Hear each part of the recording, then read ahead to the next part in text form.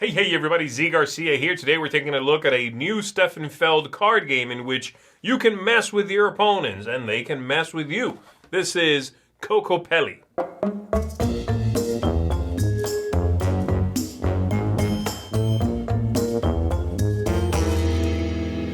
In Kokopelli here, you are going to be managing a deck of cards. You are trying to run those cards out and you will be playing them into your village. And you can also play cards into your play area, which includes some of your opponent's village, part of your opponent's village. You are going to play those cards, make sets, try to score victory points from completing those sets, but while those sets are still around, you can use the special abilities on those cards. Let me show you how it works. To start off the game, each player is going to take one of these boards. We're going to select 10 of these tiles here, and you will shuffle up the cards that correspond to those piles. So here you'll see only the ones that correspond to those, as well as 6 of these Kokopelli cards, which are wild and can work for any of these. Every player will do this. All of these that come in the box are not in play, by the way. There's another 6 that aren't being used. And so you can randomly pick which 10 you'd like to play with and just shuffle those cards. Everyone shuffles their cards. You draw 5. And you are ready to begin. Each one has points stacked on it, 4, then 3. All right? So what are you trying to do? You're trying to get the most victory points, and you're trying to run out your deck as quickly as possible. At the end of the game, you are going to score. If you have the fewest cards right here in front of you in the deck space, you're going to get 5 points. If you have the fewest cards. Second fewest, that player is going to get 3. You're going to get 1 point. If there are cards in these spaces, you're going to get 1 point per area. So let's say, I've got the fewest cards, that's 5 points. There's something here, that's 2 more. And then, of course, any tokens I have scored in the game.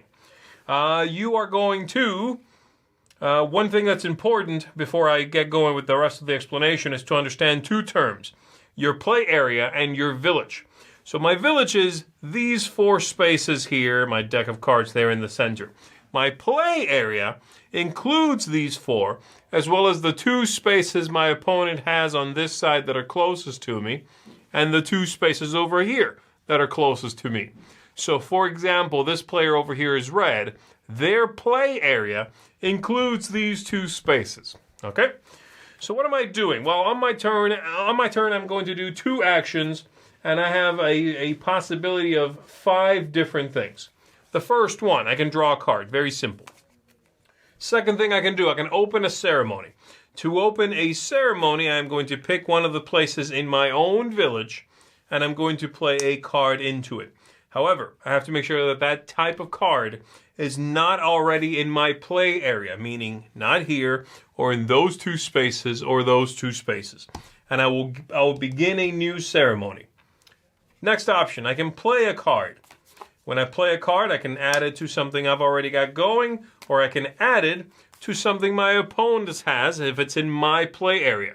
So if they've already started this, I can add one to it. Okay? Next up, I can cancel a ceremony in my village here. I can just take those all and get rid of those. And lastly, I can exchange cards from my hand. I can bury a number of these at the bottom of the deck, draw replacements for that. Now, the thing about these cards, these ceremonies that I can have going, is that they will give me some sort of special ability while I still have them. And they can continue to grow, as you see here. I can add cards to it, and so can my, this player who has access to it. They can add cards to that. However, when the 4th card is added to a ceremony, it is completed. At that point, I am going to get rid of them all and score some points. So, for example, let's say I complete my own ceremony here by playing out 4 of these cards. 1, 2, let's say there was another one. That can go there, and then 1 more, all right? Say that one there as well. As soon as I do that, I'm going to discard these, and I'm going to score the top token on the matching tile out here. I'm going to take that and score that. The next player to do so will get 3 points. And from that point on, we put this here. From that point on, any ceremony closed of that type, that is completed rather, is simply 1 point. And this is one of the end game triggers. If enough of these go out, that's going to trigger the end of the game. Also, if someone's deck runs out, that's going to trigger the end of the game. However, if that ceremony was closed by this player who has access to it, they will take the token instead, and I, because it was my village, will score simply 1 point for that. So they get the bulk of that. And they want to do that because they deprive me of the points and the power. I no longer have access to that power. So what am I talking about here with these powers? Well, these are all going to allow me access to some special ability. For example, this one here says, each time a Kokopelli is played on your ceremonies, you are awarded 1 victory point. Fantastic. So while I have this, I will play these Kokopelli cards and gain victory points. If my opponents want to play in here, they will give me victory points if they're playing Kokopelli cards. So I might want to hang on to that one. Of course, hanging on to it gives me the power. Completing it gives me victory points. So there is a dilemma there. Let's see, what else have we got? This one here says, during my play cards action, I can play 2 cards to 2 different ceremonies instead of just normally 1. This one here affects my draw card action. I can draw an extra card. That's good. I want to get rid of these cards, right? And so on and so on. That's basically what they do. This one here, while that's around, my ceremonies are completed with only 3 cards. I'll be able to complete those quickly, get those victory points faster. So that's what I'm doing. But of course, I cannot, again, open one if it's in my play area. So if this player has these going over here, I can't open one myself. I might try to close that one off, get some points, and then begin my own if I have that many cards. So that's what's going on in the game. Now, at the end of each round, every time you play, you take your 2 actions, then I have to check my hand limit. If I'm above 5, so let's say I'm holding 7 cards here, 1, 2, 3, 4, 5, 6, 7, yeah, then I have to take 2 of these, and I have to put them at the bottom of my deck. I have not cleared those yet, and then it'll be the next player's turn. This continues, like I said, till the game is over. These are all out here, or someone's deck runs out. You score up all the tokens you've taken. If you've run out your deck, or you have the fewest, you'll get bonus points for that, bonus points for these being open, and the highest score is, of course, the winner of the game. That's basically how the game works. Let's go ahead and go back up top. Let me tell you what I think of it. All right, so let's talk about Kokopelli here and the things I thought about it. I'm going to start at the top with theme and thematic ties, and this is a negative for me. I think the theme here feels completely pasted on. It makes no sense whatsoever, and more than that, I know some folks are going to have a problem with this theme and the things it represents. But beyond that, it just simply is a bewildering choice of a theme. It could have been anything, and I feel like there are many more interesting things it could have been that might have made the game feel somewhat more thematic than this, mystical approximation that doesn't quite work. The aesthetics, I think, are good. The cards, good quality. They're easy to understand. They're legible. All the tokens work well. The main issue I have with that is the box is too big for the game that's within it. I think this is a fairly small package in this big, big square box. And also the insert is a terrible, terrible insert. I really hope this kind of insert does not catch on, where the cards will sit in the spaces built for them vertically, and they don't have any full support on the walls around the deck. So they just sort of settle into a weird, warpy way. This game on a shelf, if you leave it on there for a while and then come back to it, I feel like the cards are going to be horribly warped.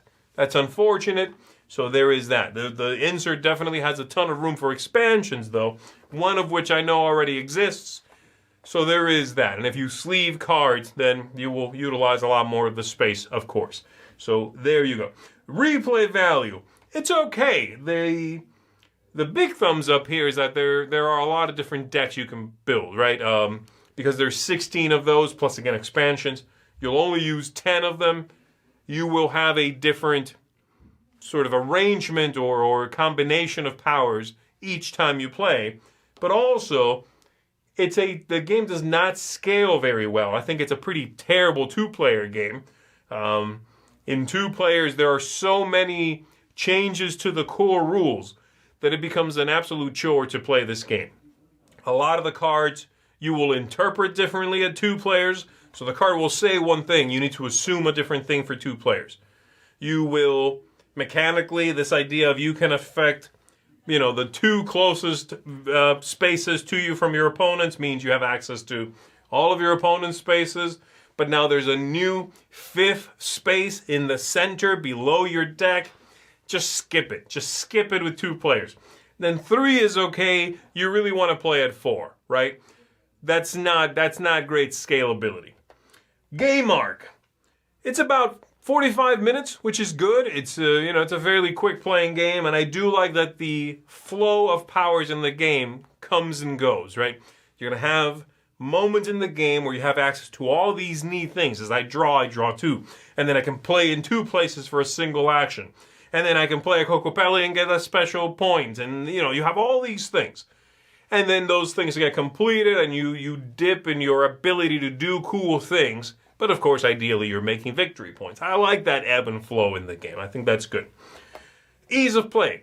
It's pretty good. The cards have writing as to what they do and symbology. I like that. And then the rulebook does a good job explaining those things anyway. So no problem there. And like I said, the turn structure is pretty straightforward. And then lastly, tactics, luck, strategy. Also feels pretty good. It's a very tactical game, right? It's very much about reacting to what's going on. Your opponents will limit what you can do. You might want to play on their spaces to try to complete those things, get their points, keep them from having cool powers. It's all about eking out a few victory points here and there, right? The points will start drying up in the center of the table, so you realize that this 1, 2, or there's a few out there that haven't yet had their 4 victory point token claimed. You try for that. You try to squeeze out 1 point here, 2 points there, and that's just the way the game works. It's a Stefan Feld game, so it's still very much a quote-unquote point salad style game. Though most of this game does not feel like a traditional Stefan Feld game, to be fair. So there you go. I have some issues with it. Form factor, theme, scalability being the big ones. But I think the game is fun. It's interesting. It works well. It's a quick playing game. It's one I certainly would not object to playing again. And I've had a good time with it. I've enjoyed teaching it. I've enjoyed playing it. It's not one of the best games of the year for me or anything, but this is going to get from me a 7 out of 10. That is a seal of approval. I think some folks out there are going to, be surprised that this is a Stefan Feld game. It doesn't really feel like his usual kinds of games. But if they go into it because of that, I think they'll be surprised that the game feels different than his usual offerings, but interesting. So there you go. 7 out of 10 from me for Kokopelli. Here, that's it, everybody. My name is Zee Garcia. I'll see you on the next one.